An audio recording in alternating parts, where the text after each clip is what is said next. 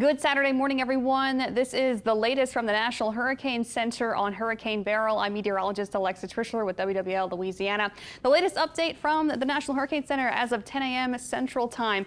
Earlier today, Hurricane Beryl did make landfall in the Yucatan Peninsula near Tulum as a Category 2 hurricane. Now it has weakened down to a Category 1, but they're still dealing with the heavy rain and strong winds and potential flooding and surge across the Yucatan on our Friday.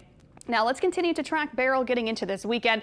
It is expected to continue weaken down to a tropical storm strength when it gets into the southern Gulf of Mexico, getting into tomorrow and this weekend. But as it sits over the warm Gulf waters this weekend and gets kind of in that more favorable environment for strengthening, Beryl looks like it could re-strengthen back to a Category 1 strength hurricane by the time it makes landfall.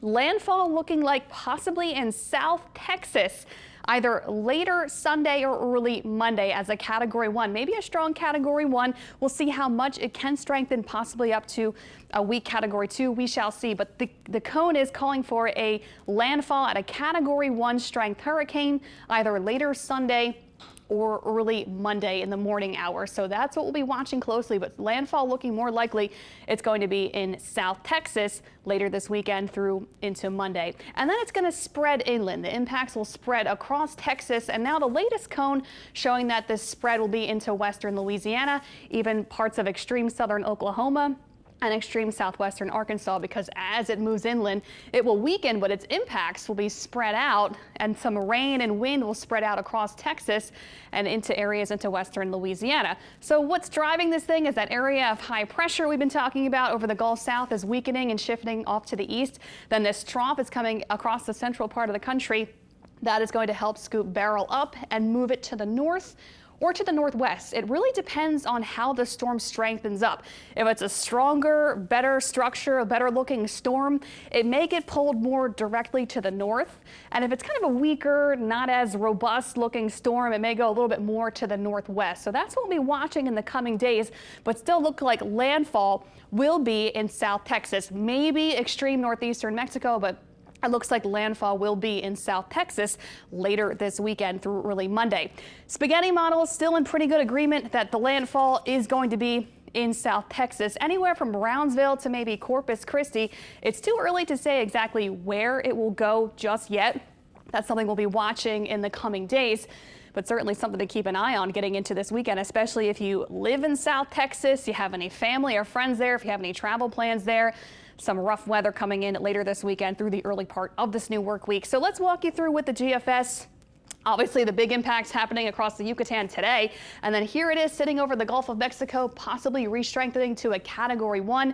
And again, making landfall anywhere from maybe Brownsville to Corpus Christi. The models change up a lot. This is not a good idea to say exactly where this will go. This is kind of getting that rough estimation of where it will go in terms of its landfall, again, late Sunday, early Monday time frame. And then as it moves northward, there are the impacts spreading in across Houston into East Texas, some rain going in across Louisiana and into Arkansas. So here locally in the New Orleans area, we're not expecting any direct impacts from Beryl, but we could see some indirect impacts.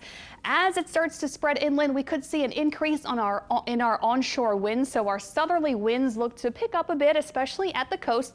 So it may get a little breezy, especially at the coast early this week, Monday, Tuesday, Wednesday, south winds.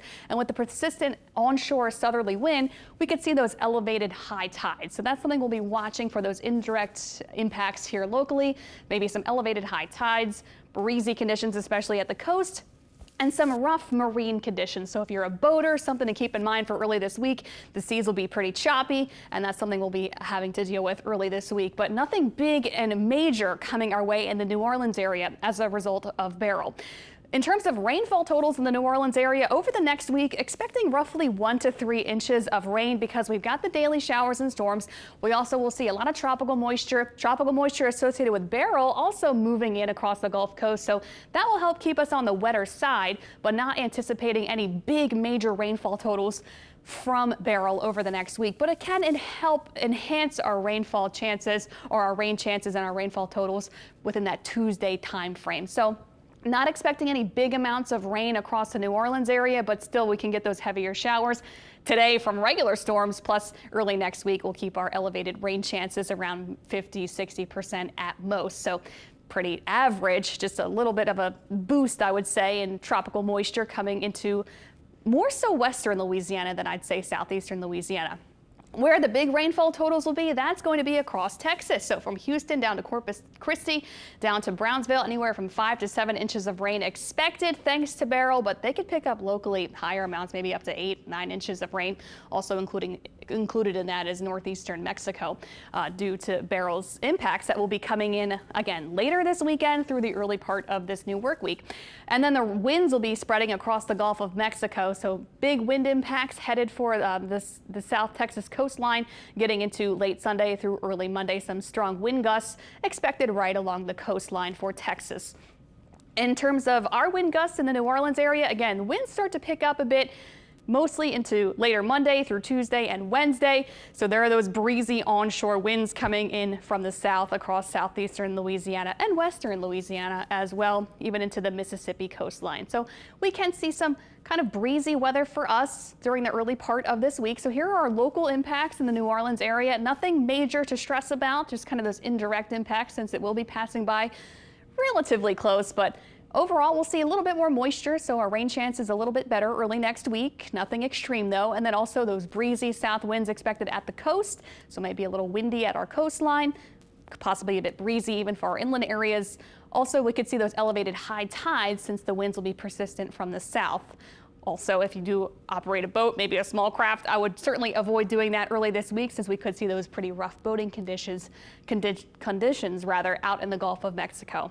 So that's what I have for you, the latest update from the National Hurricane Center on Beryl. We'll have much more for you on the WWL Louisiana News at noon.